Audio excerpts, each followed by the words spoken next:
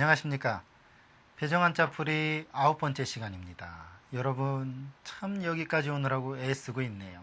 중요한 거는요, 애만 쓰다 말면 안 되죠. 애가 나와야 되겠죠. 여러분, 그것은 무슨 이야기냐면요, 합격을 위한 공부는요, 합격했을 때 빛나는 겁니다. 선생님은 빛나고 있다고요? 네, 저는 합격을 했거든요. 중요한 게 있습니다.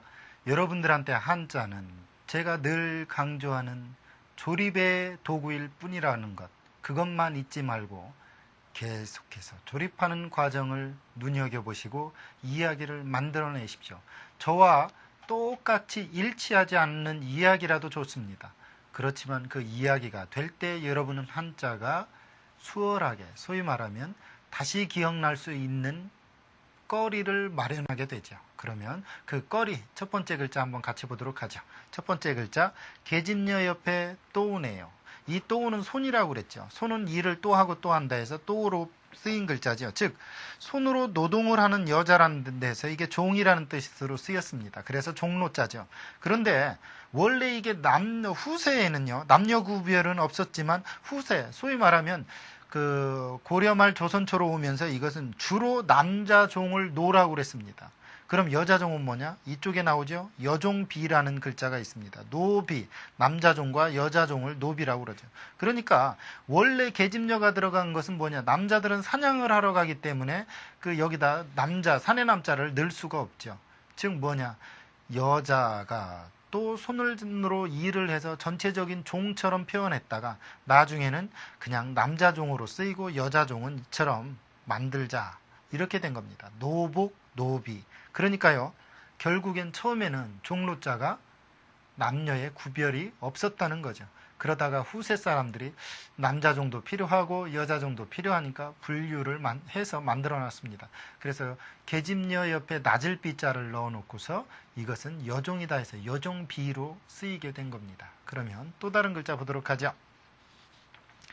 이번 글자는 짙을롱이라는 글자입니다. 어떻게 만들었을까요? 같이 보죠. 삼수변 옆에 농사지을 농자죠. 농사농자입니다. 여러분, 이게 농사농이라는 걸 배웠죠?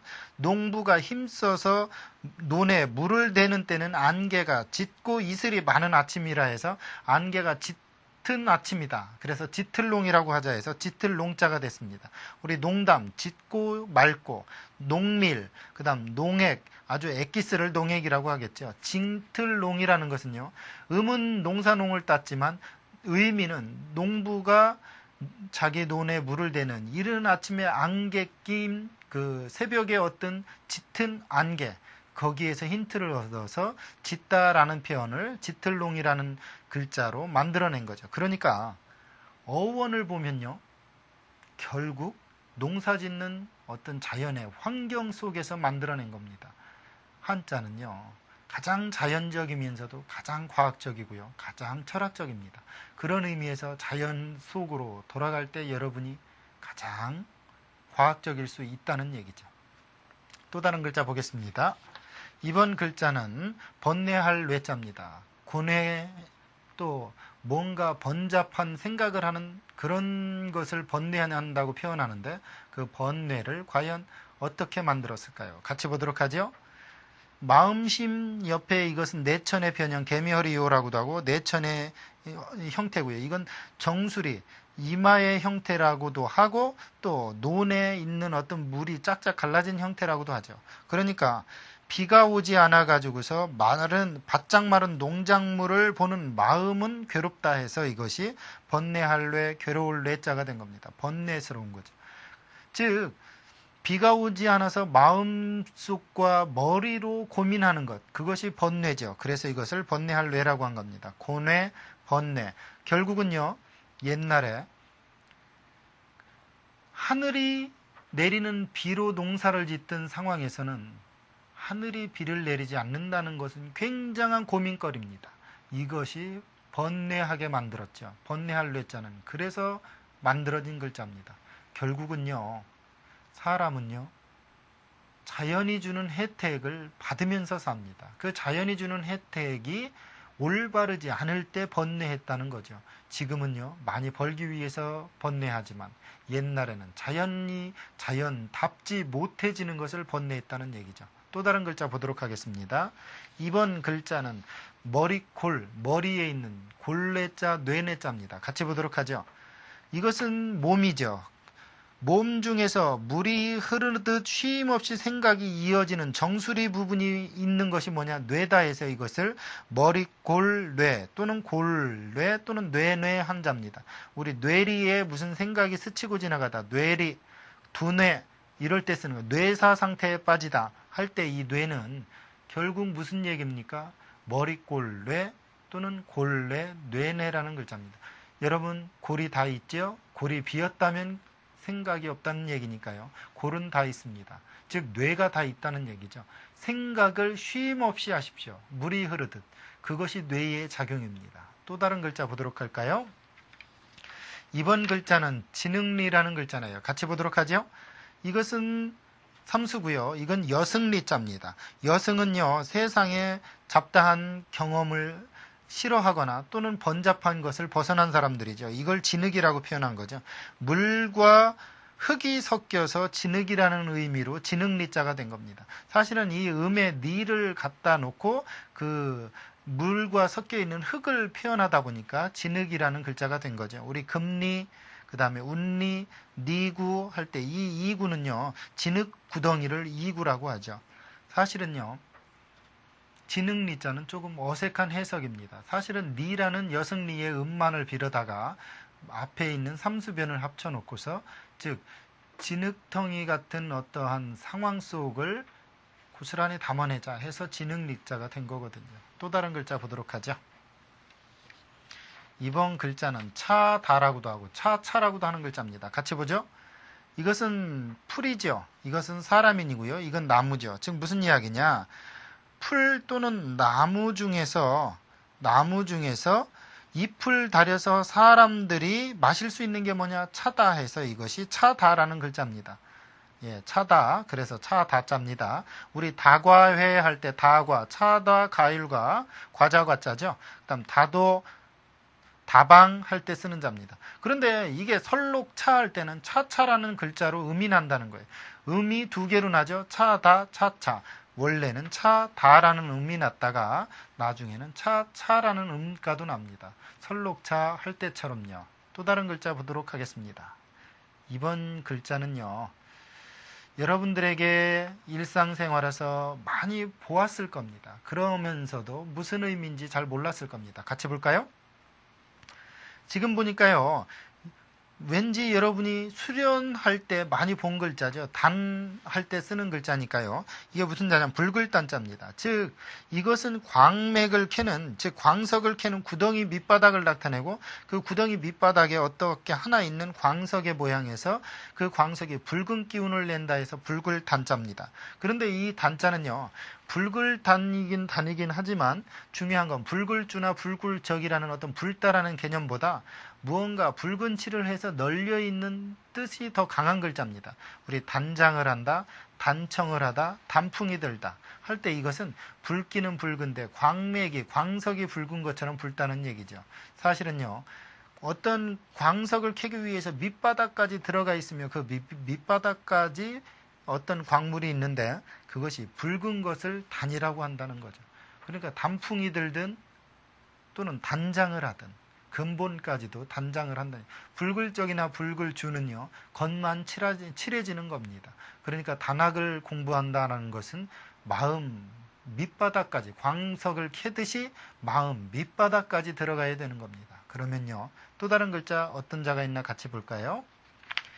이번 글자는요. 여러분들한테 조금 어려울 수도 있고 쉬울 수도 있는 글자입니다. 왜냐고요? 같이 볼까요? 수평선이나 지평선 위에 해가 떴으니까 아침이죠. 그래서 이거 아침단입니다. 그런데 태조 이성계의 이름이 단이었기 때문에 이걸 조로 읽는 사람이 있어요. 이시성을 가진 사람들은 대부분 조로 읽어야죠. 그래서 지금도 원조 칼국수, 원조 춘천 막국수 이런 식으로 표현하죠. 원단이라고 안 합니다. 원래의 음가는 아침 단이기 때문에 단입니다. 그러나 그 옛날에 임금이나 또는 어떤 사람들의 그 이름은 꺼린다. 즉 그 음가를 내는 것은 꺼려서 피한다 해서 그걸 휘라고 그러는데 그것을 꺼려서 음을 바꾼다 해서 이걸 조로 바꿔 쓰이기도 하는 거예요. 아침조라는 글자로. 그러나 원래의 음은 아침단입니다. 그러니까 단석, 아침과 저녁, 원단 이걸 원조로 읽으면 안 된다는 얘기죠. 그러나 그 이시성을 가진 사람은 자기 조상 중에 단이란 분이 있기 때문에 원조로 읽어야 되겠죠. 단모 아침과 저녁. 그러니까요. 이런 걸 모르니까 우리가 원조 하는 겁니다. 원래는 원단이죠. 여러분, 이것이 중요한 거예요. 휘 때문에 원단이 원조로 바뀌었다는 것을 알아야 된다는 얘기죠. 그러면 또 다른 글자 한번 보도록 하죠. 사실은 한자 공부를 하면서도 한문 공부를 해야 되는 것은 바로 그런 이유에서입니다. 자, 이번에는요. 사람인 옆에 아침단이 고스란히 들어가 있네요. 같이 볼까요? 사람인 옆에 아침단. 사람은 아침이 되면 홀로 다만 혼자 일어난다는 얘기죠. 즉 사람은 아침에 일어날 때 다만 옷을 벗은 홀몸이라는 데서 다만 단 부질없을 단 또는 오로지 단자입니다. 단서, 단지, 비단 할 때는 다만 단자죠. 즉 사람이 아침에 일어날 때는 다만 혼자라는 얘기예요. 눈을 뜨고 인생을 출발할 때는 혼자입니다. 이 인생은요, 남과 수많은 관계를 맺지만요, 고독할 수밖에 없는 건 다만 혼자 몸이기 때문입니다. 쌍둥이도요, 생각이 다릅니다. 그러면 또 다른 글자 보도록 하죠. 이번 글자는요, 말글땀이라는 글자입니다. 같이 보도록 하죠. 삼수변 옆에 불꽃염자, 불화가 두 개가 있네요.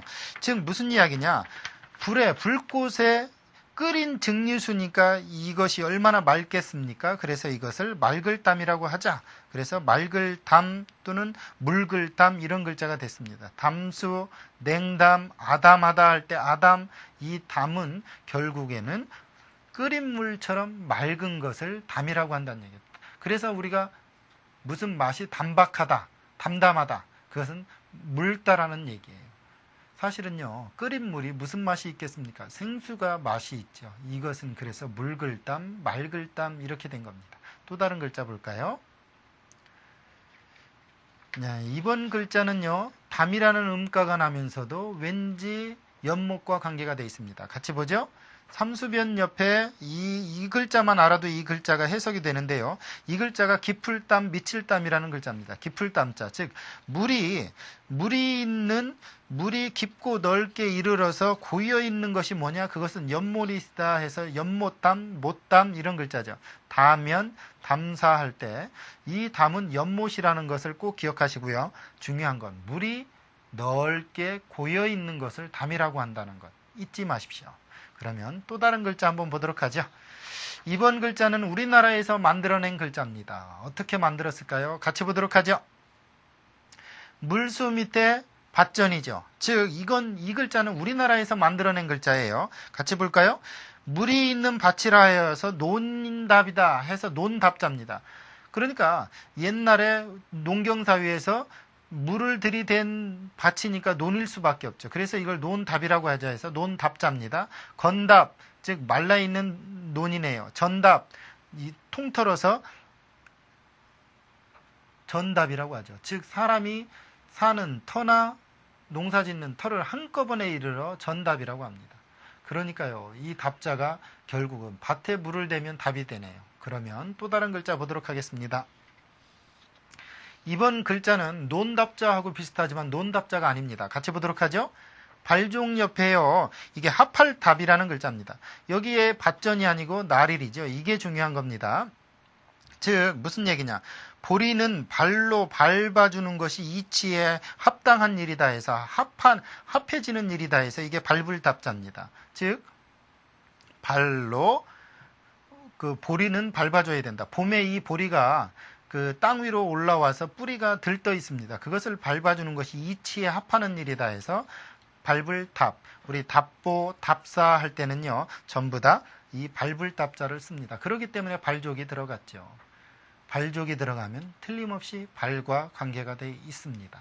한자는요, 그렇게 연관성을 맺고 있거든요. 그러면 또 다른 글자 보도록 하겠습니다. 이번 글자는 참 황당하게 만들어진 글자입니다. 같이 보도록 하죠. 사실 여러분이 이걸 나라당, 당나라당이라고만 외우지만 이 글자가 원래 만들어질 때는요, 황당할 땅, 당돌할 땅자입니다. 어떻게 만들어졌냐고요? 이렇게요. 굳세고 편안한 척 하면서 입으로 큰 소리 치는 사람들은 대부분 황당하다 해서 황당할 땅 또는 당돌하다 해서 당돌할 땅자입니다. 그런데 이게 옛날에 아마 당나라 사람들이 좀 당돌했거나 황당했던 사람들이 많았는 모양이죠. 나라의 이름으로 씁니다. 그래서 당나라 당자죠. 우리 당돌하다 할 때도 이 자를 씁니다. 그러니까 황당할 땅자를 모르면 왜 당나라가 여기에 붙어 있는지 이해가 안 되죠. 당시 황당하다 할 때도 당자는 여전히 황당할 땅, 당돌할 땅자를 씁니다. 결국은요, 사람이 강한 척하고 편안한 척하면서 큰 소리 치는 사람들은 대부분 당돌한 사람이고 황당한 사람들입니다. 그래서 황당할 당자가 됐다는 얘기죠. 그러면요, 또 다른 글자 보도록 하죠. 이번 시간의 마지막 글자인 것 같은데 같이 보도록 하죠. 쌀미 옆에 황당할 땅자, 당돌할 땅자. 무슨 얘기냐? 쌀로 쓴 죽에 엿기름을 넣으면 갑자기 황당하게도 변하는 것이 뭐냐? 단맛이 나는데 그것이 뭐냐? 엿이다 해서 엿당자입니다. 우리 당뇨기가 있다 할 때 당뇨, 즉 엿처럼 당기운이 오줌에 나오는 것을 당뇨라고 그러고, 당분 그러면 바로 그 엿처럼 단맛이 나는 성분을 당분이라고 합니다. 즉 뭐냐? 쌀로 쓴 죽에 그 엿기를 넣으면 갑자기 황당하게도 그 단맛이 난다. 그래서 이걸 뭐라고 하느냐? 엿이다. 그래서 엿당자를 만들어낸 겁니다. 한자 얼마나 과학적이고 과학적이면서도 정확하게 만들었습니까? 이 원리를 모르니까 외우느라고 고생만 하지요. 여러분 고생하지 마시고요. 논리적으로 이해하십시오. 오늘 강의는 여기까지입니다. 감사합니다.